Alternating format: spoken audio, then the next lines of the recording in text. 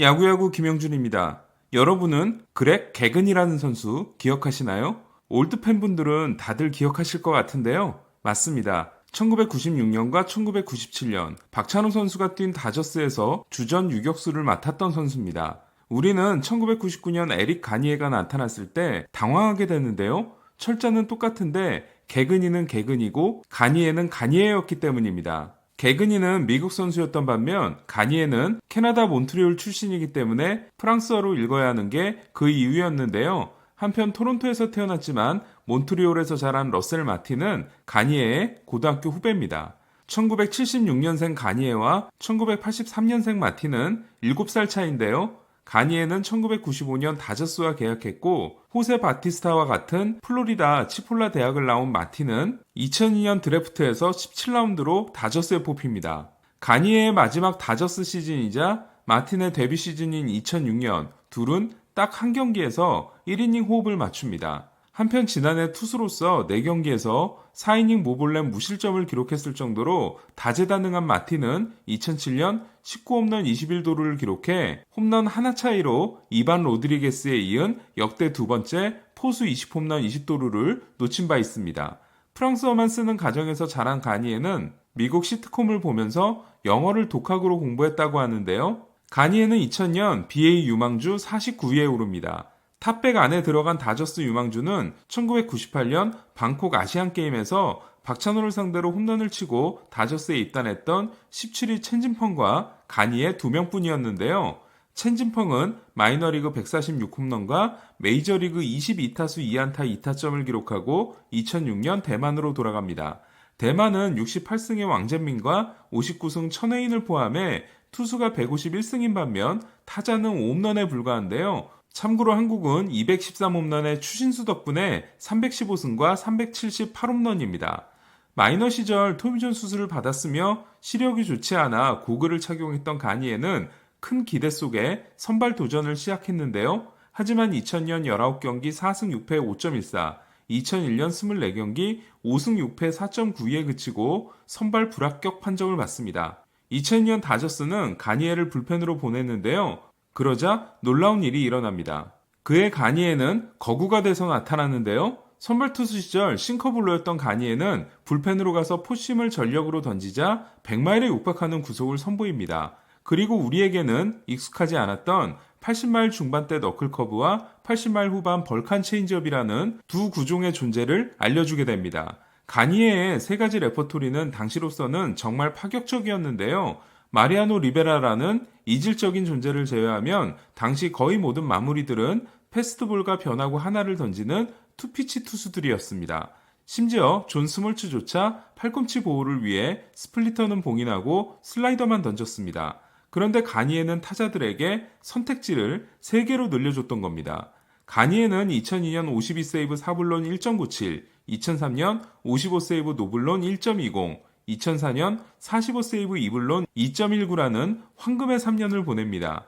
2003년은 메이저리그 역사상 최초의 40세이브 이상 노블론 시즌이었는데요. 또한 84연속 세이브 성공으로 톰 고든의 54연속 기록을 경신합니다. 그 3년 동안 가니에는 152세이브 6불론 세이브 성공률 96%로 게임 오버라는 별명을 얻게 됩니다. 그리고 건젠 로지스의 웰컴 투 더 정글 속에 등장하게 됩니다. 같은 기간 피안타율이 1할 6푼 8리, 특히 2003년에는 1할 3푼 3리일 정도로 타자들은 자력 출루가 불가능했는데요. 가니의 이전 마무리가 제프쇼였기 때문에 다저스 팬들이 느끼는 가니의 체감 위력은 더 컸습니다. 2003년 가니에는 마무리 투수로는 1992년 데니스 에커슬리 이후 처음으로 사이 영상 수상에 성공합니다. 마무리 투수 역대 9번째였는데요. 하지만 앞선 7명은 멀티이닝 마무리들이고 1이닝 마무리는 에커슬리와 가니에 둘뿐입니다. 가니의 사이 영상 수상에는 확실한 선발 후보가 없었기 때문이기도 한데요. 2위는 207이닝 17승 5패 2.34의 샌프란시스코 제이슨 슈미트, 3위는 211이닝 18승 6패 2.43을 기록한 마크 프라이어였습니다. 한편 노블론 시즌이었던 2003년 가니에는 올스타전에서 텍사스 행크 블레이락에게 역전 홈런을 맞고 블론을 범하는데요.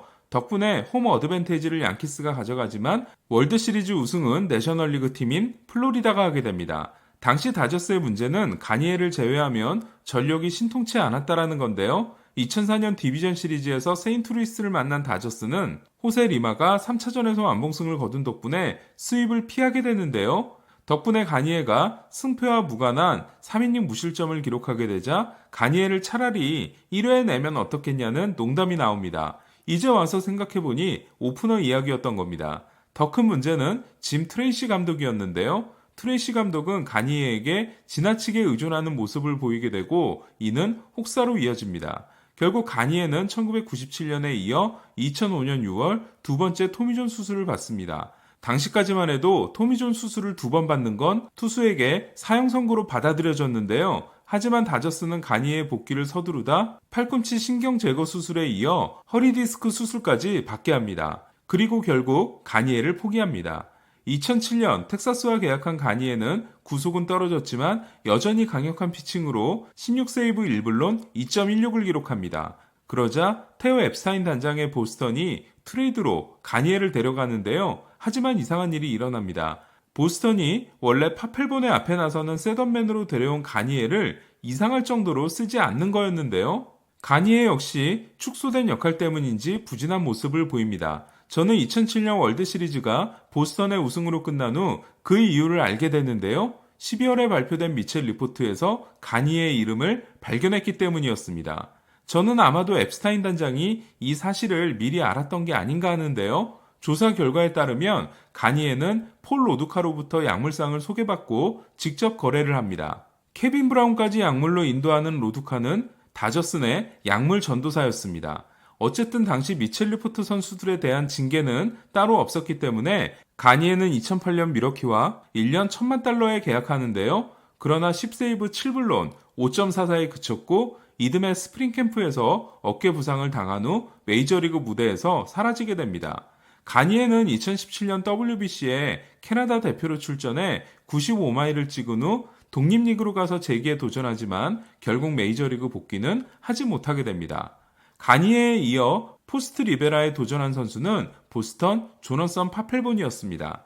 파펠본은 마무리 풀타임 첫 해인 2006년 35세이브 평균자책점 0.92로 1990년 에커슬리에 이어 두 번째 30세이브 0점대 평균자책점 투수가 됩니다. 그리고 2007년 가을에는 무시무시한 활약으로 보스턴의 우승을 이끄는데요. 파펠본은 2009년 디비전 시리즈 3차전에서 블론 세이브를 범하기 전까지 가을 야구 17경기에서 26이닝 무실점이었기 때문에 저는 진심으로 파펠본이 또 다른 리베라가 될지도 모른다고 생각했습니다.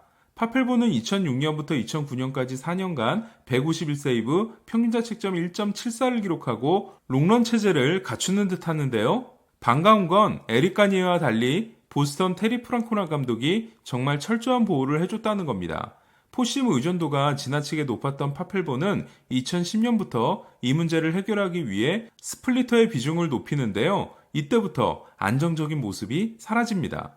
그리고 본인이 챙겨간 2007년 월드시리즈 우승구에 대해 개가 물어뜯어 먹어버렸다는 식의 황당한 이야기를 하는 등 독특한 정신세계를 선보입니다. 2011년 보스턴과 파펠본은 파국을 맞는데요. 시즌 최종일 보스턴은 볼티모어 원정에서 파펠본이 블론 세이브로 승리를 날림으로써 에반 롱고리아의 연장 12회 끝내기 홈런으로 극적인 양키스전 승리를 거둔 템파베이에게 와일드카드를 빼앗기고 포스트 시즌 탈락을 하게 됩니다. 이후 필라델피아와 계약하고 활약이 나쁘지 않았던 파펠본은 2015 시즌 중반 워싱턴으로 트레이드됩니다. 그리고 또 하나의 파멸을 만들어내는데요. 팀에 합류한 지 얼마 되지 않아 땅볼을 치고 들어온 하퍼에게 열심히 뛰지 않는다고 했다가 시비가 붙었고 하퍼의 목을 치는 대형 사고를 일으킨 거였습니다. 설령 하퍼가 1루까지 기어갔더라도 클럽하우스 내에서 지분이 없는 파펠본이 나서서는 안 되는 상황이었는데요. 워싱턴은 덕아웃에 있었으면서 이 상황을 제대로 파악하지 못했다는 이유로 맷 윌리엄스 감독을 해고하고 윌리엄스 감독은 한국으로 오게 됩니다. 정규 시즌에서 41세이브 노블론 1.95, 포스트 시즌에서 7세이브 노블론 0.96을 기록한 2008년 필라델피아의 브래드 리치, 2012년 평균자책점 0.60 시즌을 만들어낸 화천 산천어 축제 참가자 페르난도 로드니, 그리고 2016년 47세이브 노블론과 함께 평균자책점 0.54 신기록을 세웠지만 역시 무적 모드가 120세이브 8블론 1.38을 기록한 3년 만에 끝난 브리튼처럼 시대를 지배한 마무리가 나오기란 정말 어려운 일이란 걸 또 한 번 느끼게 됩니다. 그리고 가니에를 다루기로 했던 이번 영상은 결국 리베라에 대한 경배심을 가지는 것으로 마쳐야 할 것 같습니다. 본격 메이저리그 역사 탐구 방송 김용준의 야구야구는 더 재밌는 이야기를 가지고 돌아오겠습니다.